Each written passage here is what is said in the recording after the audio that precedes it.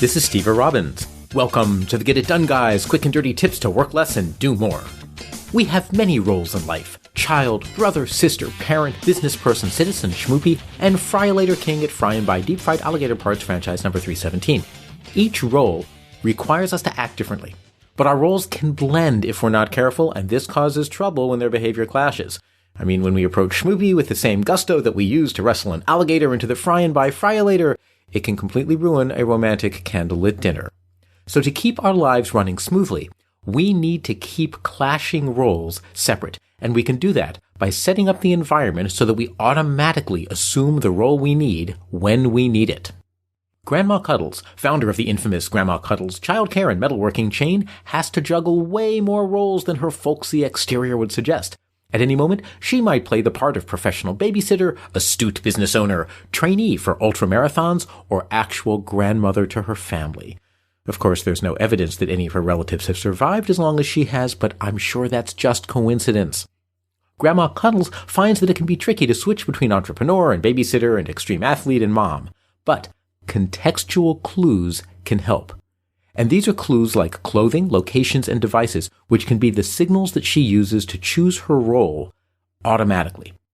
Using clothes is a great way to do context. By instinct, humans judge books by their covers and people by their clothes. We look at other people and we decide who we think they are. Pink mohawk and leather tutu, that makes one impression. But the same person wearing a three-piece suit and patent leather shoes makes a completely different impression.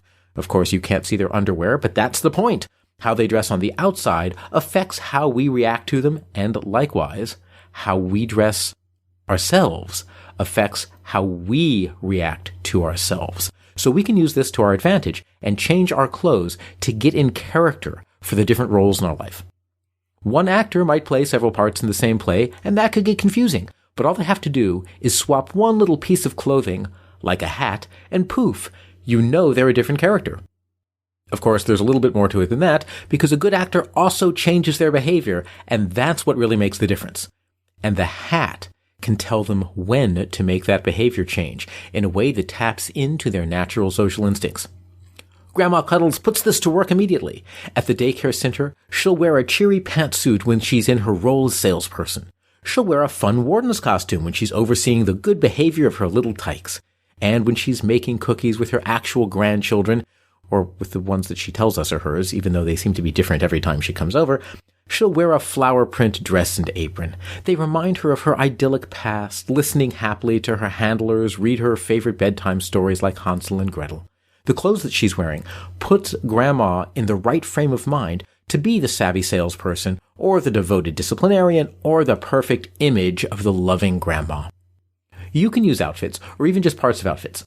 You've heard people say, when I put on my thinking cap, well, how about a hat that literally is your thinking cap? You put it on whenever you're going to go into a period of deep, uninterrupted reflection. You let people know that that's what it means, and when you put it on, you do that. If you're strict about putting it on and taking it off, the results may surprise you. I mean, I put on my thinking cap, and it quietly says, Hufflepuff. You can also use locations for context. Our brains are built to use location to signal context. The Cuddles Daycare Center has traditionally been a large room with unstructured activities everywhere. But in an effort to corral her rowdy charges, Grandma has divided the room into separate areas. Each area is for one thing and one thing only. There's Nap Nook, where the kiddies nap. Play Palace with toys and fun all day long. Productivity Place is where the tots learn to be productive members of society. And of course, Discipline Junction, Room 101.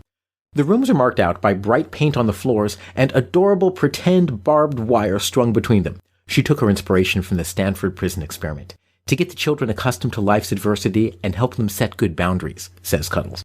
Once the rooms are all set up, Grandma automatically takes on her role effortlessly as she steps into each area. She's sleepy bedtime story granny, playful fun granny, taskmaster and project manager granny, and of course loving but stern guidance granny. The location brings on the role. Beware the smartphone. From what I can tell, our brains seem to think of our devices as locations, so devices provide context too. Back in ancient Greece, phones were literally wired to the walls, so when you weren't near a phone, you weren't thinking about talking to anybody except the people you were with. You were present. I know that anyone under 40 doesn't really understand what this means, but imagine hanging out with a friend who is actually paying attention to you and not to you, Facebook, YouTube. No? Can't imagine it? Okay, well, take my word for it. It's actually better than multitasking. Smartphones destroy our location context since we have them with us at all times. But they even destroy our mental context since the device looks and acts the same no matter what we're using it for. It makes no distinction, for example, between work and personal. Rebuild that separation by using different devices for work and play. Make the devices as different as possible so that your brain really switches modes. If you have an iPhone and an iPad, use the iPhone just for work and your iPhone just for play, or vice versa. So if you did using this example, you would not play games on your phone and you wouldn't open spreadsheets on your iPad. My friend Shanti has two different phones. He has a flip phone for work and a Wi-Fi only smartphone for doing things like social media. Now, sort out your own roles. Take a moment and jot down all of the major roles you have in life. You probably have work-related roles like graphic manager and project designer, something like that.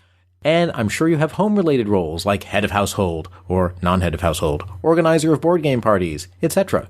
You may have a romantic you who comes out when you're with Schmoopy, and another role for family like brother, sister, aunt, uncle, son, daughter, or invisible, inaudible person who's silently packing to move to another continent. For each role, ask yourself how you can create a contextual marker for yourself, either clothing or location. Then spend a few minutes imagining how you'll behave in that role, in that location or that attire or with that device, and how that's different from the way that you would act in other roles. What you want to do is highlight for your brain both the context and also what should be different in that context. And now start dressing, moving, and choosing locations and devices according to these markers. You'll find yourself able to keep work behaviors at work and home behaviors at home. It's something that used to happen unconsciously, but with the merging of our work and home lives, doing some explicit sorting can help your brain out. It works so well for Grandma Cuddles that Teacher Cuddles is now taking the kids to tour the Fry and Buy deep-fried alligator parts franchise. She plans to report back to Business Development Cuddles once they return from the tour, because not only would it teach the kiddies to run their own cute little franchise, it could be very profitable for Cuddles Incorporated. This is Steve Robbins. Follow Get It Done Guy on Twitter and Facebook.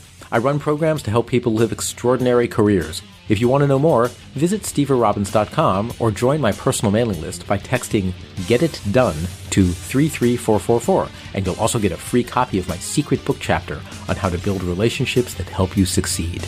Work less, do more, and have a great life.